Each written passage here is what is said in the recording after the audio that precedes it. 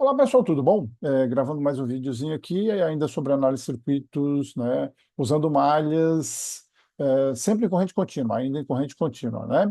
Nós temos aqui um circuito com três malhas e o objetivo aqui então é encontrar o nosso IO, né? Essa nossa corrente IO, tá? Eh, eu vou usar o sentido das correntes arbitrado ali pelo autor do livro, de onde veio esse exercício, né? Que é o sádio. Então, olha só, vou começar analisando a malha 1, vou escolher esse ponto aqui como ponto de partida, e lembrando que a gente está adotando uma convenção em que a gente está dizendo que onde a corrente entra, polariza positivo, onde sai negativo, onde entra positivo, onde sai negativo. Se eu fizer a mesma análise para a malha 2, onde entra positivo, onde sai negativo, onde entra positivo, onde sai negativo. Fazendo a mesma coisa para a malha 3, onde entra positivo, negativo, positivo, negativo, positivo, negativo. Eu sempre gosto de deixar isso indicado para mostrar que quando a gente for usar a lei de Ohm para calcular a corrente eh, em cada um dos a tensão em cada um dos resistores, as correntes vão aparecer com o sinal trocado, né, com o sinal invertido ali. Então, saindo desse pontinho amarelo que eu pintei aqui embaixo, né, e seguindo no sentido da corrente, eu vou entrar pelo terminal negativo da fonte 16, então ela aparece aqui como menos 16. Vou entrar, agora vou somar isso com a tensão do resistor de 4 ohms, então é 4 vezes a corrente que o atravessa, e a gente percebe ali que a corrente que passa pelo resistor de 4 ohms é a corrente 1 e a corrente 3, são essas duas correntes.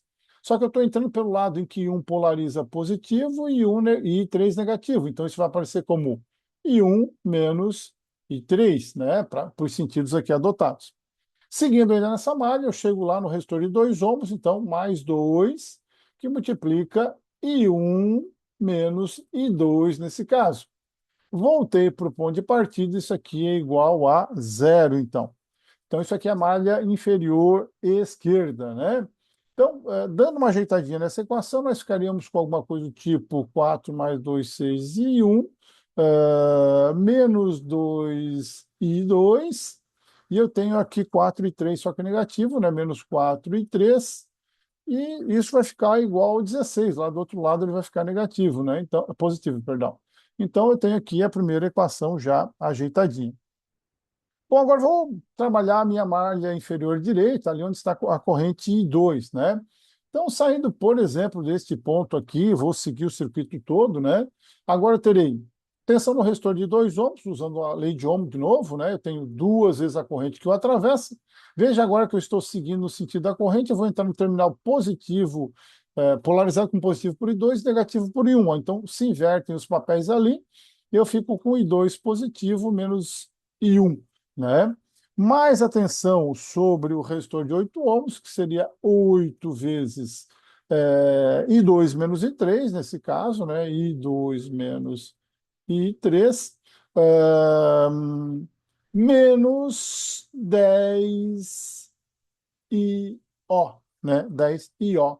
Né? Aquilo ali é uma fonte dependente, você deve lembrar disso, né? Entrei pelo terminal negativo, menos 10 IO.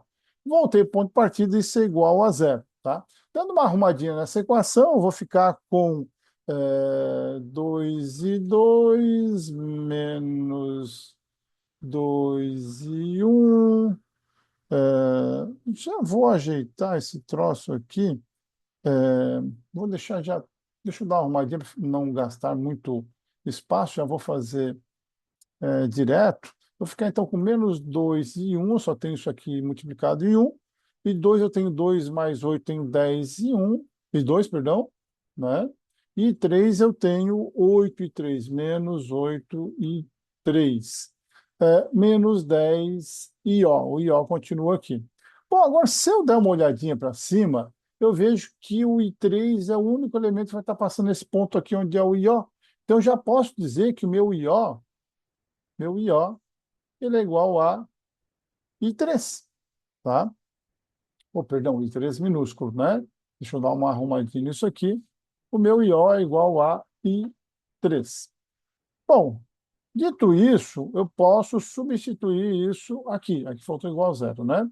Bom, se eu substituir isso ali, eu vou poder escrever isso de que maneira, né? Isso vai ficar como algo como 2 e 1 negativo, mais 10 e 2. Se eu botar aí 3 lá, vai ficar 10 e 3 mais 8 e 3, né? Os dois negativos vai dar menos 18 e 3. Isso aqui é igual a zero. Cheguei à minha segunda equação, minha segunda expressão. Agora eu vou pegar a malha superior, né? E vou partir, por exemplo, deste ponto aqui e vou seguir no sentido da corrente. Então eu terei lá 6 que multiplica em 3, mais 8 que multiplica o nosso I3 menos o I2, né? Os papéis se invertem ali de novo. I3 menos o I2, o I3 ficou meio feio, mas acho que está entendível. Mais atenção no outro resistor, que é 4 I3 menos I1, né? Isso então é igual a zero, porque eu cheguei ao ponto de partida. Organizando essa equação, aqui eu tenho 4 negativo e 1. Eu tenho menos 8 e 2 e eu tenho mais 18 e 3, né? 18 e 3. Isso aqui, então, é igual a zero. Bom, dando uma ajeitada nessas equações para ficar com um jeitinho mais matricial, agora eu vou escrever aqui, né, isoladinho, ó, meu 6 e 1 menos 2 e 2 menos 4 e 3 isso é igual a 16. Opa, deixa eu dar uma arrumada nesse 6 que ficou muito feio, né? Aí vocês, se nem eu entendo, imagina vocês, né? Vou pegar a segunda equação, que ficou com menos 2 e 1 mais 10 e 2 menos 18 e 3 isso é igual a zero. E eu tenho menos 4 e 1 menos, não mais, menos 8 e 2 mais 18 e 3 aqui é um 8, né? Isso aqui é igual a zero. Então, já está de um jeitinho assim, bem é, simples para a gente colocar na nossa matriz. Então, posso resolver de outras maneiras? Posso, mas vou adotar ali o nosso Kramer, né? Famoso Kramer. Então, vou calcular o determinante, ou delta, eu prefiro chamar de delta, né? Então, vou pegar cada um dos termos aqui, 6 menos 2 menos 4, menos 2 10 menos 8 menos 4 menos 18 mais 18. Isso aqui é igual a. Vamos botar o igual embaixo. Deixa eu apagar aqui, para sobrar mais espaço. Então, vou colocar que meu delta vai ser igual ao quê? Lembra da história que a gente tem uma diagonal positiva, né? E uma diagonal negativa. Então, a gente vai fazer as devidas multiplicações. Tem gente que prefere repetir as duas colunas, as duas primeiras colunas aqui para facilitar a vida. A técnica que vocês vão adotar fica a critério de vocês. Mas colocando isso na calculadora vai dar menos 224. Isso vai ser o valor do delta, né? Repetindo esse procedimento, então, para identificar o meu I1, né, o meu delta I1, vou pegar delta I1, eu pego a primeira coluna, onde estariam os elementos ligados ao I1, e substituo pela igualdade, vocês devem lembrar disso, né? 16, o 0 e o 0. E as outras duas colunas eu vou repetir, menos 2, 10 e menos 8. 8, isso aqui é um 8, né? Menos 4, menos 18 e 18, né? Então, calculando o delta I1 disso, eu teria um delta I1 de 5,7, opa, 5,76, né? 5,76, coloque na calculadora e vocês vão identificar isso. Mais uma vez consegui errar aqui, deixa eu consertar. 5,76. Se eu tenho isso, eu consigo calcular o I1 como?